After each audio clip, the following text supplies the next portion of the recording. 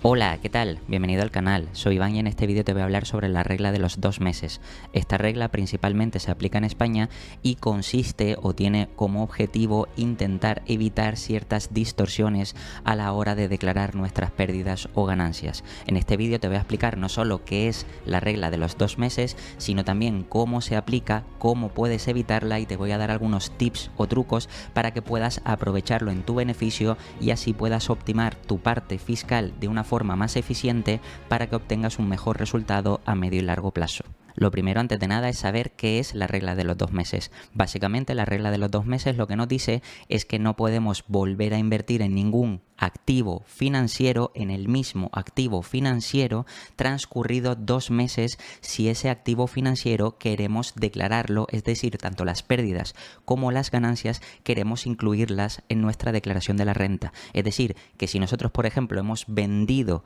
algún activo financiero y tenemos o pérdidas o ganancias y queremos ponerlo o introducirlo en nuestra declaración de la renta, no podemos volver a comprar ese mismo activo financiero antes de un periodo de 2 meses. Esto es importante tenerlo en cuenta porque digamos que la intención de esta regla es evitar cierta especulación con activos o falsificación de resultados para, por supuesto, intentar optimizar nuestra parte fiscal. Ya sabes cómo funciona Hacienda, donde básicamente lo que intenta siempre es intentar recaudar lo máximo posible y precisamente es por eso por lo que nosotros debemos de conocer esta regla y las leyes para intentar optimizar nuestra parte fiscal lo máximo posible. Por supuesto, antes de explicarte cómo eludir esta regla es importante entender a qué nos referimos con el mismo activo financiero. Un activo financiero es exactamente lo mismo, al menos ante los ojos de Hacienda,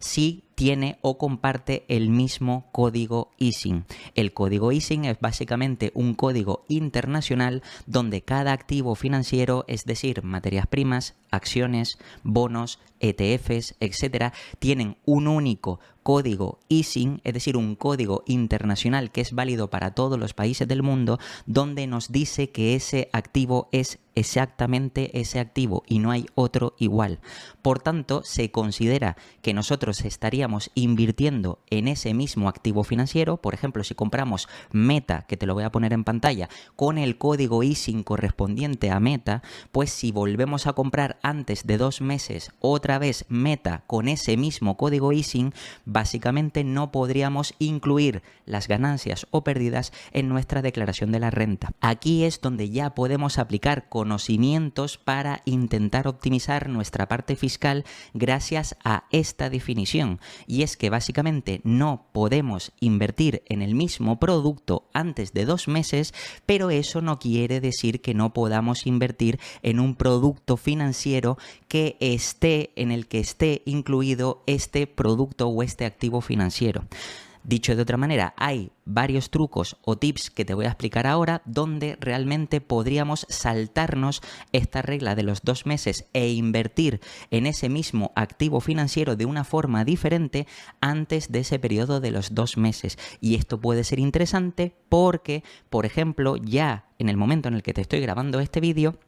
es importante tener en cuenta de que como ya ha pasado prácticamente el año completo 2024, puede ser interesante, como te explicaba en vídeos anteriores,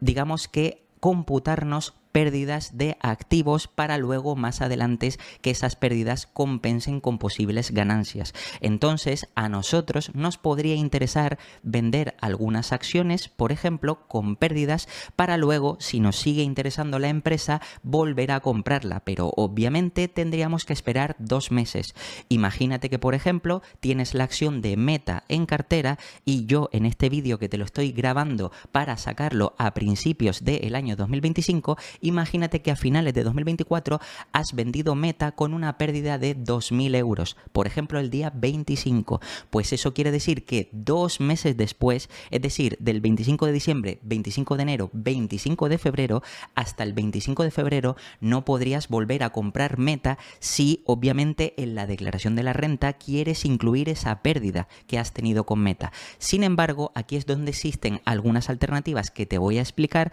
donde obviamente no tienes tienes que esperar esos 2 meses. En primer lugar, la primera forma más sencilla de eludir esta regla es básicamente utilizando ETFs o fondos de inversión. Por ejemplo, si nosotros vamos a invertir en el S&P 500, como sabes, el índice del S&P 500, hay muchos ETFs o muchos fondos de inversión que incluyen o que invierten en el S&P 500. Sin embargo, nosotros cuando invertimos en un ETF en concreto o en un fondo de inversión en concreto que replica al S&P 500, pues en este caso lo que estamos invirtiendo es en ese ETF o en ese fondo. Es decir, que tanto el ETF como el fondo de inversión tienen un código ISIN propio. Es decir, a efectos fiscales no es lo mismo invertir en el ETF Vanguard de S&P 500 que en el ETF, por ejemplo, que puede ser Amundi S&P 500, que aunque esté invirtiendo en el mismo activo financiero, es decir, en este caso en el mismo índice S&P 500, a efectos fiscales estamos invirtiendo en dos productos diferentes. Por tanto, si nosotros tenemos, por ejemplo, una pérdida en el ETF Amundi S&P 500 y queremos computar esa pérdida, pero luego queremos seguir invertidos en el S&P 500, podemos vender al finalizar el año ese ETF y comprar otro ETF del S&P 500, pero en este caso diferente. En vez de ser de Amundi, pues por ejemplo, que sea Vanguard o que sea cualquier otro. Y obviamente estaríamos invirtiendo en otro producto financiero con otro código ISIN diferente y por tanto podríamos computarnos esa pérdida y seguir invertidos en el activo subyacente, que es el que nos interesa. Como segundo tip o truco estaría el utilizar los derivados financieros. Los derivados financieros ya te lo comenté en un vídeo anterior, donde básicamente digamos que son productos complejos que por supuesto hay que tener cierta experiencia para poder utilizarlos y hacer una mejor optimización fiscal. En este vídeo, antes de explicarte algunos ejemplos, voy a resumirte lo que serían los derivados financieros. Básicamente los derivados son un instrumento financiero que nos permite invertir en un activo y que digamos que ese derivado depende de ese activo en concreto, es decir, depende de lo que se conoce como el subyacente. Por ejemplo, si nosotros invertimos en CFDs, opciones, futuros, warrants, es decir, todo tipo de derivados financieros que a su vez esos instrumentos financieros o productos financieros dependen del subyacente, por ejemplo, pueden ser derivados de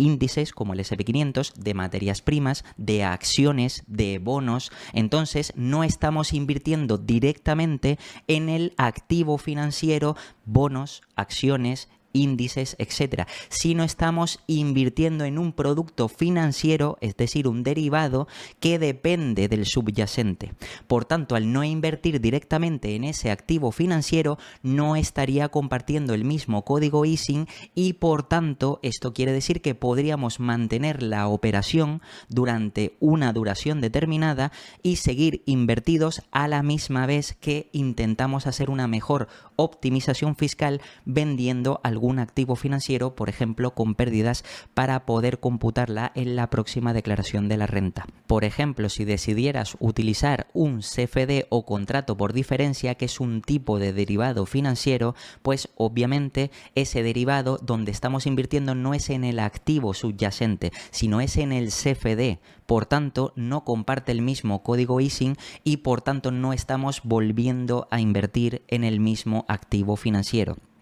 Por ejemplo, nosotros podríamos tener, como te contaba antes, el caso de Meta con una pérdida a final de año que queremos incluir en la próxima declaración esa pérdida, pero no queremos quitarnos de nuestra cartera Meta. Por tanto, lo que podríamos hacer, por ejemplo, en este caso, y como digo, lo voy a decir de forma resumida, aunque en vídeos posteriores hablaré específicamente de cada producto o derivado financiero para que conozcas un poquito más sobre este tema, pero lo importante es que entiendas que si vendemos Meta a final de año para computarnos esa pérdida, ya no podemos volver a comprar Meta hasta dentro o pasado 2 meses. Por tanto, lo que haríamos es vender Meta, tenemos la pérdida y luego invertimos en un CFD de Meta. Por tanto, no estamos invirtiendo otra vez en Meta, sino en el CFD. Entonces, mientras esperamos durante esos 2 meses, estamos invertidos en el CFD de Meta Por tanto, si la empresa de Meta, porque recuerda que el derivado depende del subyacente, si la acción de Meta sube, el derivado, es decir, el CFD también sube, nosotros cogeríamos ganancias y luego después de ese periodo podríamos volver a comprar Meta pasado esos 2 meses, pero si ha subido, pues podríamos tener ese beneficio de subida ya que hemos estado invertido en el CFD y por tanto no hemos perdido ese diferencial de precio. Obviamente tienes que entender que los CFDs son productos generalmente apalancados y por eso conllevan un mayor riesgo, y es por eso por lo que te pido que si no eres un inversor experimentado o avanzado no utilices productos apalancados, y en este caso los derivados financieros son productos apalancados, así que lo mejor es que simplemente inviertas a largo plazo, pero obviamente para intentar hacer una mayor optimización fiscal los derivados financieros pueden ser una excelente opción. También, por supuesto, como te comentaba, tienes el caso de opciones, warrants, futuros, que como digo, todo esto lo comentaré en vídeos posteriores porque son temas más avanzados,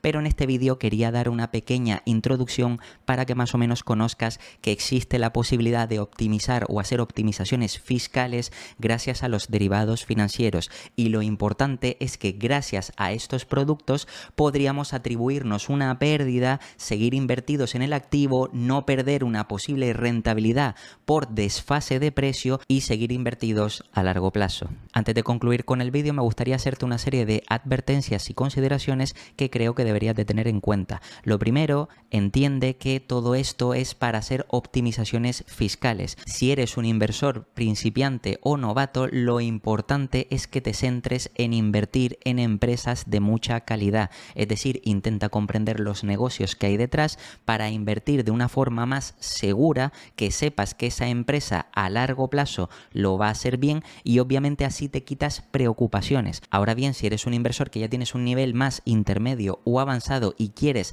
hacer ciertas optimizaciones fiscales, pues obviamente lo primero que debes comprender es que utilizar derivados financieros son productos complejos apalancados, es decir, que son productos de alto riesgo, o dicho de otra manera, que tus errores se van a multiplicar por muchas veces. Como estos productos son productos apalancados, si cometes un error, obviamente ese error se va a multiplicar por varias veces en función de las veces que te hayas apalancado. Precisamente es por eso por lo que este tipo de productos no lo recomiendo, no solo para ningún inversor novato o principiante, sino tampoco para ningún inversor que, aunque ya lleve un tiempo invirtiendo en bolsa, que no haya practicado o que no tenga las cosas claras, precisamente porque el riesgo recompensa, es decir, el intento de hacer la optimización fiscal puede salir mal o contraproducente si sobre todo no sabemos lo que estamos haciendo. Por eso es importante que si vas a utilizar estos productos financieros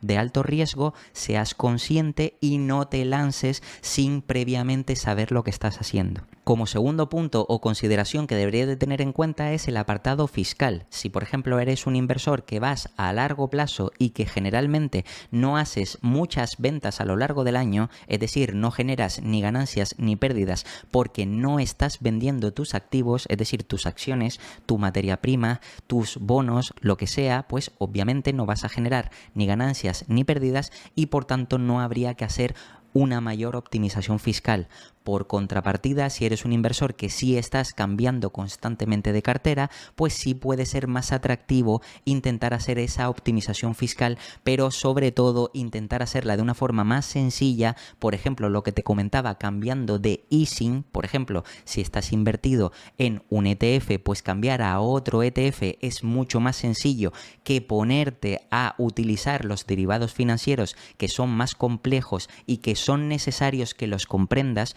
porque obviamente conllevan un mayor riesgo, y es por eso por lo que debes valorar si te merece la pena compensar la parte fiscal que crees que podrías compensar frente a los posibles errores que podrías tener por no hacerlo bien. Es decir, si tú esperas más o menos intentar optimizar hasta 1.000 o 2.000 euros, pero luego si haces mal la operación podría llegar a perder pues 4.000, 5.000, 6.000, porque recuerda que los productos derivados financieros son apalancados, pues obviamente el ratio riesgo-recompensa no te sale a cuenta. Por eso también es una parte que debemos valorar. Y como tercera y última consideración, me gustaría que tuvieras en cuenta los objetivos de inversión. En este caso, si eres un inversor que tienes una estrategia para invertir a largo plazo, es contraproducente el tener que vender para hacer optimizaciones fiscales. Recuerda que para hacer optimizaciones fiscales, primero tienes que vender esos activos financieros. Si tú no vendes nada, obviamente no tienes por qué optimizar nada, porque vas a largo plazo. Y obviamente recuerda que hasta que no vendemos, no tenemos que declarar a Hacienda. Por tanto, si no hemos vendido, es decir, si no tenemos ni una pérdida ni una ganancia, no tenemos que pagar impuestos y por tanto no tenemos que optimizar fiscalmente nada. Entonces, piensa que sería contraproducente intentar centrarte en optimizar fiscalmente todo tu año fiscal si tu estrategia de inversión es ir a largo plazo. Si vas a largo plazo, obviamente lo que te interesa es vender cuanto menos mejor. Es decir, todas las acciones que tengas, por ejemplo, en cartera, si las has elegido para mantenerlas por 10 o 15 años, obviamente eso va a ser mejor porque se te aplicará un mejor interés compuesto que intentar venderlas para luego hacer la optimización fiscal con pérdidas y ganancias. Que eso, aunque es verdad que minimizas la parte del coste de pago de impuestos, no será un efecto tan positivo como si te quedaras invertido y se te aplicara interés compuesto año tras año. Recuerda que en vídeos anteriores ya te expliqué cómo es el interés compuesto real, donde lo que importa no es la TIR, sino el ROIC. Y obviamente si nosotros renunciamos a estar invertidos a largo plazo, aunque vayamos a hacer una mayor optimización fiscal, estaríamos renunciando a que nuestro ROIC siga creciendo y obviamente eso nos puede afectar más negativamente. Por tanto, todo esto hay que tenerlo en cuenta y si obviamente ya eres un inversor más experimentado, que si es verdad que le gusta rotar la cartera, por ejemplo, ahora quiero que están bajando los tipos de interés, invertir por ejemplo más en el sector inmobiliario. O, por ejemplo, invertir más en empresas endeudadas que tengan un mayor crecimiento porque van a seguir bajando los tipos de interés. O, por ejemplo, el sector de telecomunicaciones porque espero que tenga un mayor crecimiento, etcétera, etcétera. Pues si vas a hacer esas rotaciones, obviamente ahí sí te podría interesar hacer optimizaciones fiscales, sobre todo no solo teniendo en cuenta la parte del easing, sino también teniendo en cuenta los distintos productos como derivados o también como ETFs, fondos, etcétera. Todo esto sí te podría ayudar, pero si vas invirtiendo a largo plazo, recuerda que sería un poco contraproducente y todo esto tienes que tenerlo en cuenta. Como conclusión, recuerda que la regla de los 2 meses que existe en España básicamente es otra regla más que ataca la inversión y que va en contra de los inversores más novatos, principiantes o con menos conocimientos. Obviamente todas estas reglas o limitaciones existen para intentar maximizar la recaudación, es decir, extraer todo el capital posible a los inversores y en este caso si nosotros conocemos la regla o la ley, pues obviamente podemos buscar alternativas para intentar maximizar nuestra rentabilidad. Recuerda que somos nosotros los que arriesgamos nuestro capital cuando invertimos y tenemos que ser nosotros los que maximicemos nuestra rentabilidad, ya que si fuera o dependiera de Hacienda, pues obviamente nos quitarían lo máximo posible. Por eso es importante que conozcas esta regla, que conozcas todas las opciones que tienes a la hora de hacer tus optimizaciones fiscales y que intentes pagar menos impuestos a lo largo del tiempo para maximizar tu rentabilidad a largo plazo. Y nada, esto ha sido todo sobre el vídeo de la regla de los 2 meses y como siempre te voy a dejar aquí 2 vídeos para que sigas aprendiendo, te puedes suscribir y dejarme un comentario y nada, nos vemos en el próximo.